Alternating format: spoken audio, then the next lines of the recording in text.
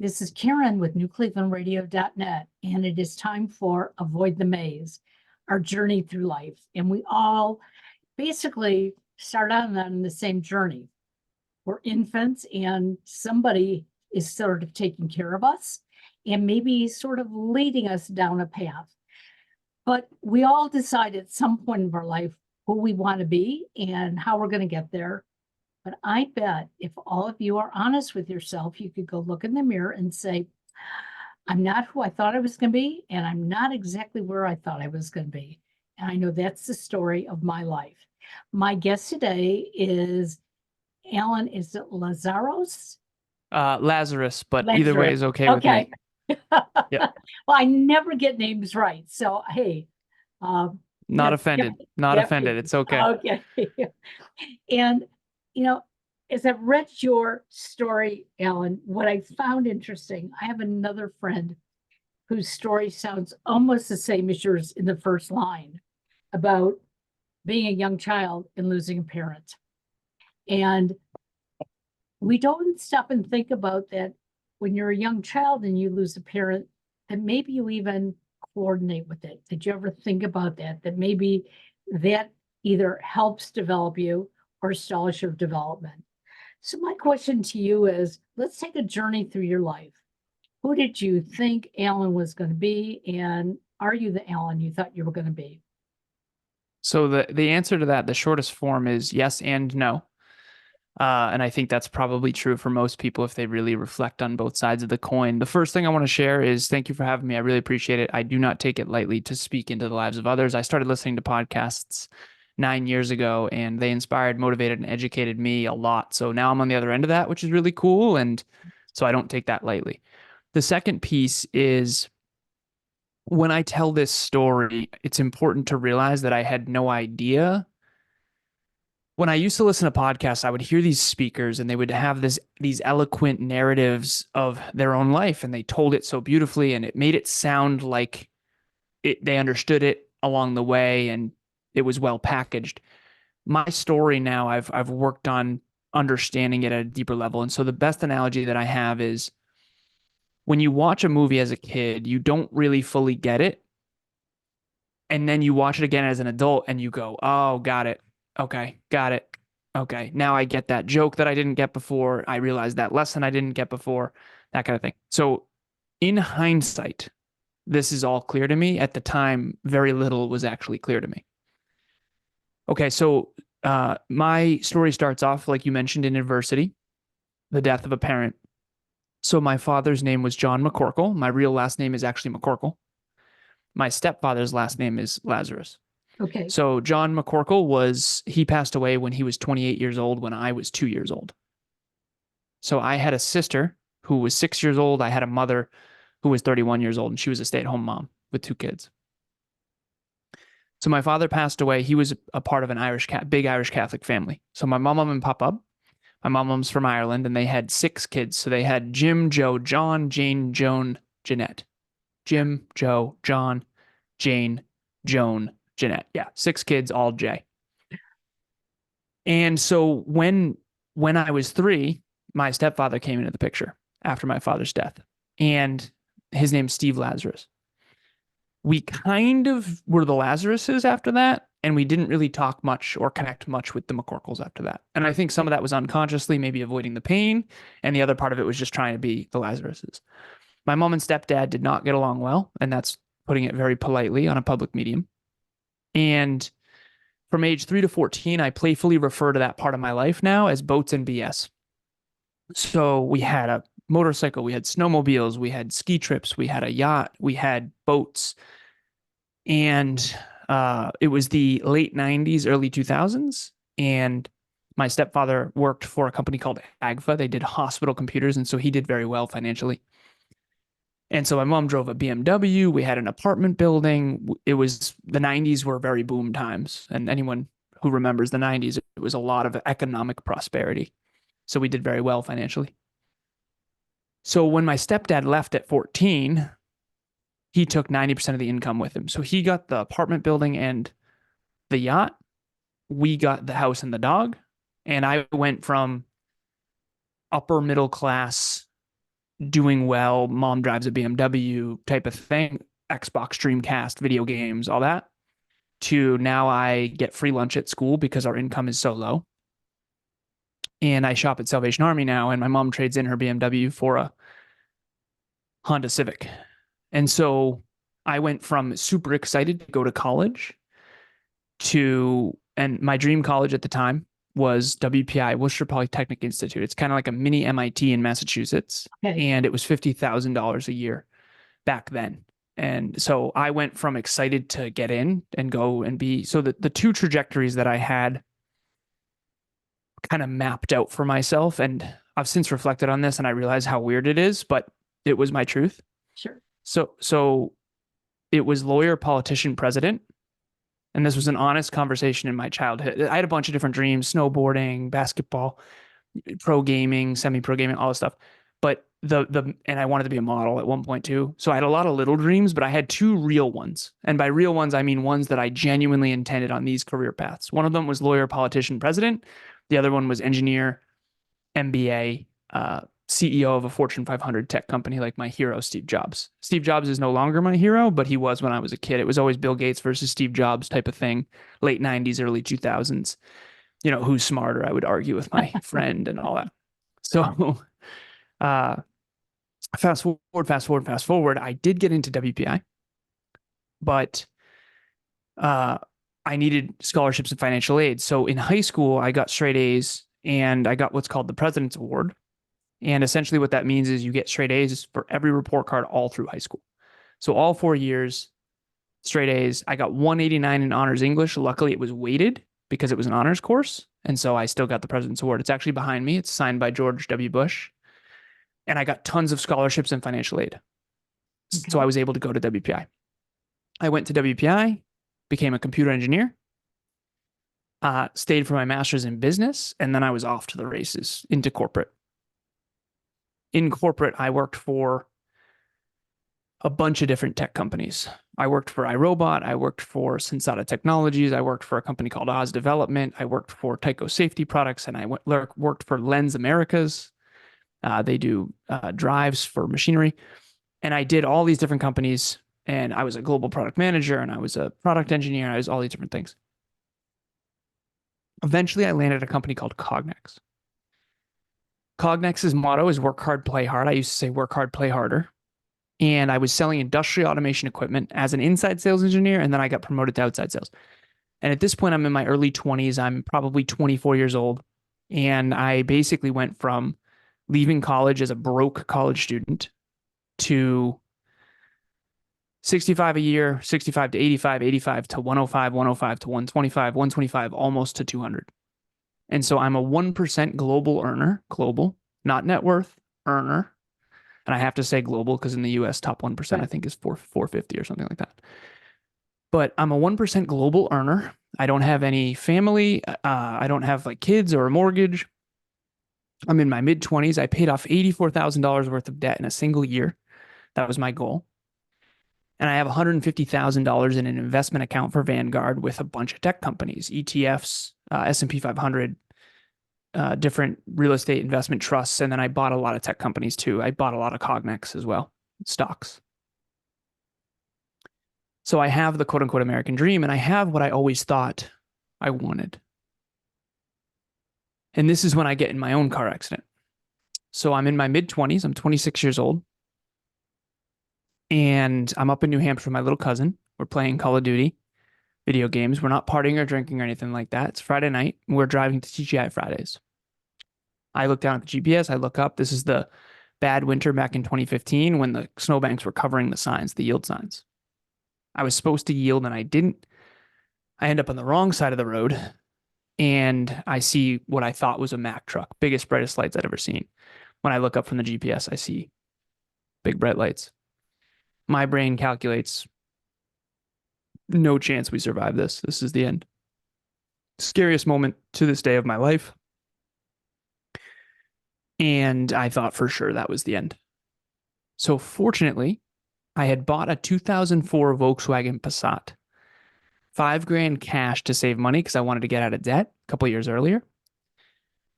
That car saved my life. So I used to call this car the tank This was a German engineered steel trap of a car. It was not like if I was in a little Honda Civic or something like that, I would not be here. This car saved my life. So thank you, Volkswagen. I show pictures of the car on my speeches and stuff like that because this car was absolutely beyond totaled. And for my little cousin, he was 17, still sort of in high school, invincible. And it's a second cousin, by the way, little second cousin. And I had that moment of this is the second chance my dad never got. He died in a car accident when he was 28, and I've seen pictures of his car, and his car does not look very different than mine. So this was my existential quarter life crisis. And after that, that was 9 years ago. I often joke, I say I'm hoping to hit puberty at 36 because I look very young. But that was 9 years ago. I'm 35 now. And the best way I can describe it, again, now in hindsight, I was successful from the outside in back then. And I was an achiever and I was improvement oriented and I was professionally developed, cover letter, resume, LinkedIn, degree, master's degree, bachelor's degree, but I wasn't personally well developed. I wasn't self-improvement oriented. I was improvement oriented and achievement oriented, but I wasn't self-improvement oriented. And so little did I know I was running from a lot of trauma and a lot of pain. Little did I know I didn't really know myself nearly as well as I do now. And so I flipped that script and I started going all in on the inner work. I started doing all of the personal development, the self-improvement, the self-reflection, the self-assessment, the self-discipline. And I just 9 years later, and you know what's interesting is I actually went all the way past broke. I liquidated all my assets. I became an entrepreneur, started my own company, and I went all the way into debt again. And now here we are, 9 years later, but 7 years into what's now known as Next Level University. And it's the 2-2-7 rule. So it takes two years to go into debt when you start a business, 2 years to climb out, and then an additional 3 years to become truly profitable. And so when I first heard that, I was like, no, not us. Yeah. That's exactly what happened. And so now we're 7 years in. We just crossed the $1 million mark, million listens mark, which is wild. That was 2 weeks ago. We have a 21-person team now. We have 21 departments. We have our own charity for Boys Without Fathers because my business partner didn't have a father either. And that's kind of the story. But to sum it all up into one sort of sentence, I was successful from the outside in, but deeply unfulfilled from the inside out. Then I went all the way to fulfillment and I was unsuccessful.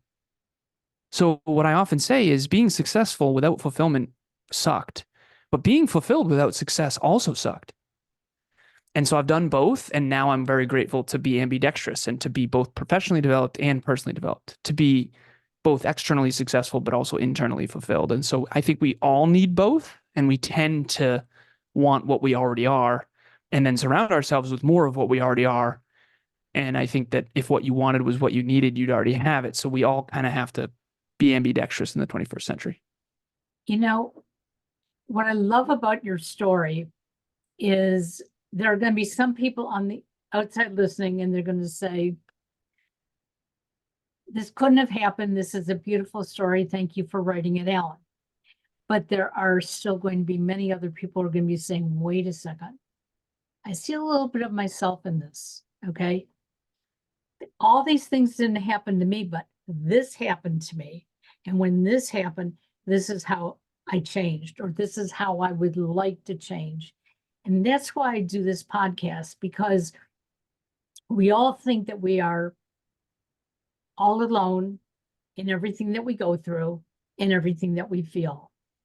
And as I was listening to your story, I'm finding all these different connections that we have. So, for instance, you talked about, being in the tech field. Well, my husband's in the tech field and I've been in the tech field. Okay. Didn't even realize that when I read your bio. Mm-hmm. That, you compared Steve Jobs to Bill Gates. Yes. So many of us have, but it's like, yes, I get it. Some of us, it takes a horrific accident to make us make a change in our life. For others, that accident doesn't have to be horrific, but it's something that either we've said or done or experienced that shakes us up and says, okay, there's got to be more in life. And when I started podcasting 10 years ago, that's exactly where I was coming from. I was fulfilled as a mother, I was fulfilled as a wife, but I wasn't fulfilled as an individual. I knew I had so much to offer. I had gone back to college and completed my bachelor's and my master's. And it was like, I did this on my own. I'm paying for it. I did it, graduated with honors. Never thought this I would see the day. When you start doing things that are important to you and come from the inside, that's when you can succeed. Now, your success is totally different than mine. And as much as it might be great for me to have a whole staff of people here and making big money, that's not where I'm coming from. My success is totally different. And that's what I want the listeners to understand. It's not the dollar sign. It's not the title. Your success is, are you living true to yourself? And you certainly appear to be. Thank you. I couldn't agree more with that. I think that there's a Venn diagram that we have a book club we do every week, and we're reading a book right now called The Psychology of Money. And we were talking about this concept of how do you pick your career. And there's this little bit Venn diagram that I kind of created. And I know it's not different from some of the things out there, but essentially one of them is, what are you really good at, statistically speaking? I don't mean because your mom thinks you're good. I mean, what are you really good at, statistically speaking? Because despite what we want to believe, you are competing with other people in the marketplace. Okay. Number two is, what makes good money? I always wanted to be a math teacher when I was a kid, but I knew they didn't make enough money. So now I teach math to business owners. Very cool. Yeah. Which makes way more money. Okay. So number one is, what are you really good at? I was really good at mathematics. I adore it too. So I was really good at it. Number two, does it make good money? Well, not really, not in terms of teaching mathematics. Okay. Number three is, what fulfills you? Math. So for me, it's STEM-BIF: science, technology, engineering, mathematics, business, and finance. Those are the things that I adore, absolutely adore. And helping people improve their lives and achieve their goals and dreams, it fulfills me. So those are the three, which is, number one, what are you really good at statistically? Where if you were to line 100 random people up, you would be in the top 5. Number two, does that thing actually make good money? I often joke, I say, how much money would Michael Jordan make in 150 years ago? And to play basketball, the answer is no money. There was no market. There was no NBA. The answer is no, $0. Doesn't matter how good you are. Sport wasn't invented yet. So does it make good money? And then the third one is, does it fulfill you? Because if it doesn't fulfill you, you're not going to be able to play the long game, and you're not going to be able to ignite the compound effect. That's one thing that I've found really interesting, is some of the things that I've done in my life that made the most short-term money, they weren't sustainable because I hated it. And so to your point, success comes from doing what fulfills you. Doesn't mean it's easy. Doesn't mean you always want to do it. Doesn't mean you love every second, but it fulfills you as a person, as an individual, to your point. You were fulfilled as a mother and a wife, but not as an individual. It needs to fulfill you as an individual. Right. It needs to make good money, and it needs to be something that you're actually good at. I adore snowboarding and I'm good at it, but I didn't grow up on a mountain. I'm not going to be an Olympian. And I had to be honest with that. And so, no, I'm not going to beat LeBron James at basketball. No, I'm not going to enter a strongman competition. But I am really, really, really good at helping people achieve their goals and dreams by reverse engineering finish lines with an engineering mind, and helping people with math and metrics in their businesses. And that makes a lot of money. And so I wish we were taught that when we were kids, so at least we could start to explore in a way where we at least were conscious of it. Now, it's still going to be messy. It's still going to be an experimental scientific process to kind of hone who you are and what you like and what you don't like, and what fulfills you and what doesn't, and what you're good at and what doesn't. But at the end of the day, at least we can have some self-guidance in that from a framework. So I call it the Venn diagram for optimal career success. I'm a computer engineer, so forgive my terrible titles. But for optimal career success, it's, what are you good at? What fulfills you? And what makes good money. And the center of that, if you can find the sort of North Star in the center of that Venn diagram, I think you're in really good shape. It's interesting because my youngest son has loved sports since he was 2 years old. Baseball was his first love, but he has obviously expanded it since then. But he always wanted to be in sports. He's on the high end of autism. So when he sees something, it's black and white. And so when he played sports, he wanted to play like the National League. He didn't want to play by Little League rules. He knew what to do, and he would stand there and argue with umps and teachers, and they would say, forget it, off the field. But he knew he wanted to be in the sports arena somehow. And after he got his business degree, he went to work in merchandising. And he kept saying, I'm doing this because I got to work myself up. But as much as the job didn't fulfill him, being at the stadium every day, being there when there was a game, being around people who were breathing the same air as him, he found his way. And he has grown and he's moved on and he is still in sports. And even there are some days now that he's 1,000 miles away, he'll say, I really wish I could come home, but you know what? My life is here. I love going into the arena. I love being there, win or lose. That was something that we sort of helped him with growing up because so many people said to him, you're not going to be able to do much. Oh, you're on the autism spectrum. And we kept saying, what do you want to do? Nice. If he couldn't play baseball, he got baseball lessons. If there was something that the school wouldn't let him do, we found a way. Nice. But he chose, not us. Sadly, there are too many parents that are choosing for our kids. Mm-hmm. And I think if we let our kids start choosing, we are going to have a much better society. And we won't have people sitting around saying, I've just wasted 25 years of my life doing a job I hate. 100%. Yeah. You know what it is? You got to start with what fulfills you. And then it's almost like in that Venn diagram, you got to start with what fulfills you, which is just go explore and experiment things. Try all the sports. Figure out which ones you're drawn to. Then figure out which of the ones you're drawn to you're good at. Then go try to make a living. It needs to be in that order. But unfortunately, what we do is our parents want us to be successful, understandable. And so they focus on the what's going to make money. And that's the last place to start. Now, it's important, and that's why it's third, but it needs to be, the first thing needs to be what fulfills you. The second needs to be, are you good at it? And if not, how do you get better at it? Can you be competitive at this? And then the third thing should be, does it make good money?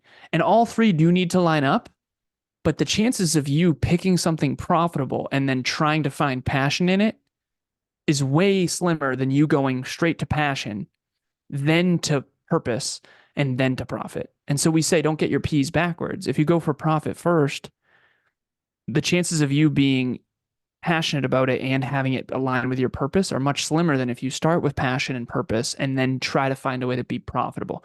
But here's the problem. That's a longer road. It's the longer road because it takes years and years and years to get good enough at something to be a professional, podcasting included. Right. It took us, we're extremely profitable now, but in the beginning we were broke, but we were passionate and we were in our purpose. It fulfilled us and we were really good at it. And eventually we became profitable. Eventually it made good money. So there's ways to make good money in podcasting, but there isn't good ways to make money in podcasting in a week or in 2 weeks or in 2 months or in a year. It's a long game. And so you have to, and by the way, if it doesn't fulfill you, you're never going to be able to play the long game. Well, I've tried to explain that to a lot of people who have said, how are you doing this for 10 years? Why do you keep coming up with new shows? And it's all about the passion. It's all about getting the message out. It's all about knowing that when I get off this podcast with you, I've learned something from you, and I'm sharing it with people that I don't even know, but that's okay because somebody's going to say, I like that piece of advice, or how can I have that happen for me? And it might mean they contact you. It might mean they go scrolling through other podcasts to find the right person. We have these opportunities. Somebody wrote yesterday on Facebook about we have to stop looking at all of our mistakes. And I said, don't call them mistakes. Those were steps you took getting to your opportunity. Because if you look at those things as mistakes, you're not going to look back and say, what did I do here that I missed a step? But if you go back and look at it, you might realize, this is how I have to change it. So they're not mistakes because we're going to learn from them. And if you don't learn from them, then I'm not quite sure where you're going in life. If you're not going to learn from them, then they are mistakes. Right. Right. Exactly. But if you call them a mistake, you might not look at them because they'll be painful versus just looking at them as a step in the journey of personal growth. I have a framework called micro failure for macro success. And even when you and I opened, you had mentioned how you had a tech issue the other day where you had to put your computer in the refrigerator. And I was curious because that means that there's something that I'm missing from the equation. There's an opportunity to learn. There's an opportunity to learn in that. And to provide a little bit of context, your computer was updating and it was overheating and it got stuck. And so it needed to cool off. And so you put it in the refrigerator and then it worked. Well, you know what that tells my brain? That tells my brain there's something that I'm missing. There's a data point that I'm missing because I've never heard of that before. Neither have I. So, right. And so every quote unquote failure, every quote unquote obstacle is an opportunity to learn how to do it right. But if you don't have the curiosity and the humility to look at it, and I noticed this too, a lot of people have improvement orientation, but they don't have self-improvement orientation. I was guilty of that too. A lot of people have trouble looking at the self. They have trouble looking back and saying, you know what? That was not an optimal choice, and that's okay. But I'm going to realize that and learn from it so that I can make more optimal choices in the future. I think that we would rather pretend that we would rather pretend that we are better than we are than just face the facts that we just didn't know. And it's so ironic. If you're afraid to look dumb, you'll end up dumb. It's like you're afraid to ask a dumb question because you're afraid to look dumb.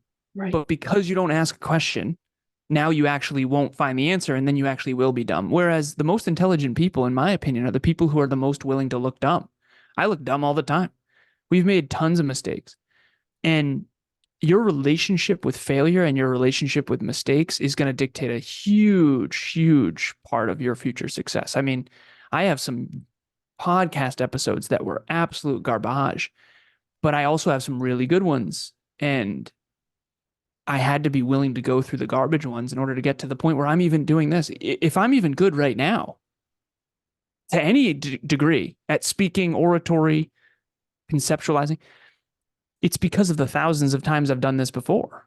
Exactly. So we see people that are really good at their craft and we want to be like them, but we don't want to go through the minefield of mistakes and failures to get there. But instead of it's a mistake or a failure, it's an opportunity to grow. It's just, they're all opportunities to grow. They're all opportunities to improve. Failure is not final. Mistakes aren't final. You just get back up, get better, get back up, get better. Each time you get back up quicker, you get back up stronger, you get back up smarter. And then you try again and you fall again. And then you get back up smarter, quicker, and better. And keep that up, 5, 10, 15, 20 years, and you will be blown away at how good you get at things. And then your walking pace is someone else's all-out sprint. And the other thing that people need to understand, if you don't start doing this, you're never going to get to where you want to be. And so too many, and I did this for the first 50 years of my life. I kept saying I wanted to be different. I wanted to do other things. I wanted. but I wasn't doing them.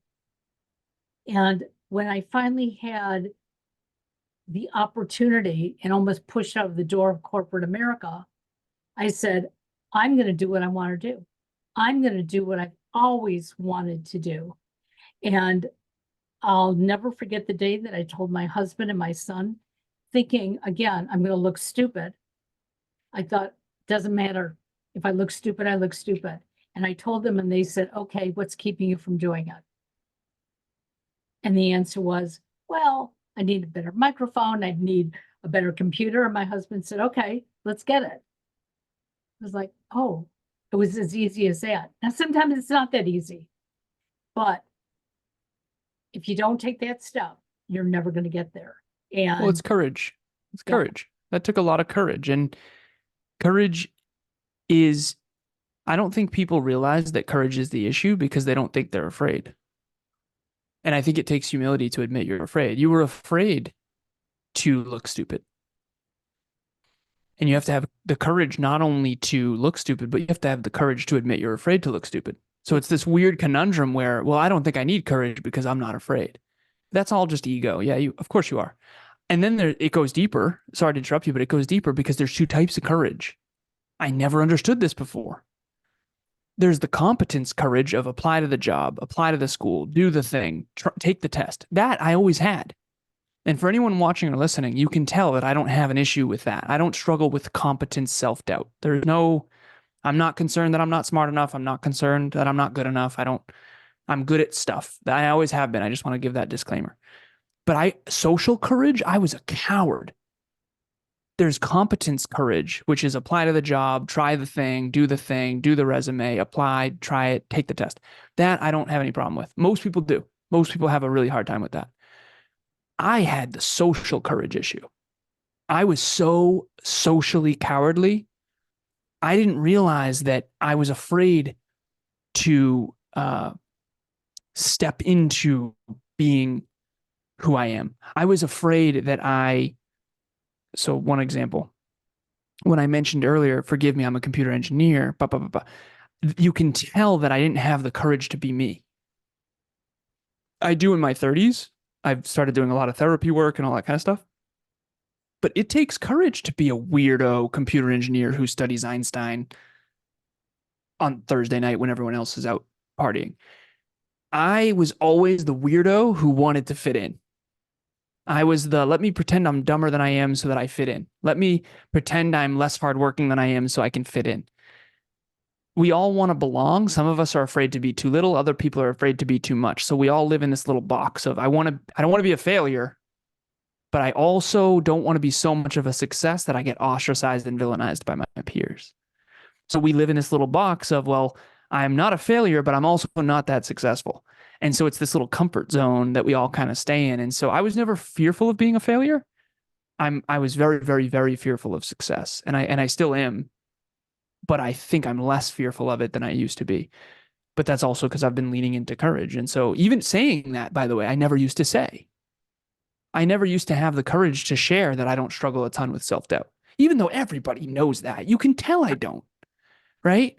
And so instead of pretending that I do and trying to manufacture empathy and belonging that's not real, I just own it and say, listen, self-doubt was never a real big issue for me when it comes to competence. But I definitely had a ton of self-doubt when it comes to being me in a social setting and not belonging and feeling like I don't fit in. I never felt like I fit in. I always felt like I was not likable. I always felt not relatable. And so I would try to manufacture it. And that was very cowardly.